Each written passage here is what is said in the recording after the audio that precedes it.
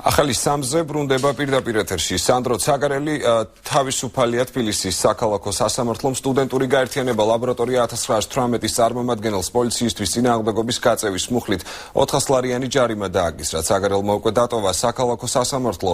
ლაბორატორია 1918-ის წარმომადგენელი მას თბილისის საქალაქო სასამართლოსთან ელოდებოდნენ 21 წლის ალექსანდრე ცაგარელი გუშინ უნივერსიტეტთან კონცერტის დასრულების შემდეგ დააკავეს. თვითმხილველების თქმით ცაგარელის დაკავებაში სპეცრაზმის 3 მანქანა მონაწილეობდა. მათივე განმარტებით ცაგარელი აჩერებდა ტაქსის, როდესაც მისი აყვანა მოხდა.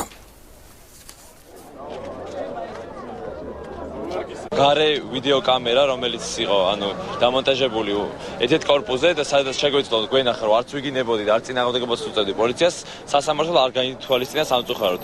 პოლიციის მხარემ მოითხოვა დაჯარიმება, არ მოუთხოვია ჩემი დაპატიმრება და დააკმაყოფილეს მათი მოთხოვნა სრულად. როგორც იცით, ამ ფაქტს შეეძლო რამდენიმე პირი, რომლებსაც შეეძლოთ სასამართლოსათვის მოეთხროთ სანდროს დაკავების გარემოებები და რეალურად ადგილით ჰქონდა თუ არა სამართალდარღვევის ჩადენას, ეს გამოჩნდებოდა მოწმეთა ჩვენებიდან, მაგრამ სასამართლომ ეს შუამდგომლობა არ დააკმაყოფილა. მოსამართლემ გადაწყვეტილება მიიღო მხოლოდ პოლიციელის ახსნა განმარტების საფუძველზე, რაც არის ჩვეული პრაქტიკა. არ ვიცი რა წარმოდგენა აქვს ხელისუფლებას, რომ ასეთი დაკავებები თუნდაში აშინებს, ეს დანერგაოში შის ფაქტორს არ ვიცი, რას ფიქრობენ მართლა არ ვიცი, იმიტომ რომ ძნელია უკვე მაგათი მიზნების პროგნოზირება.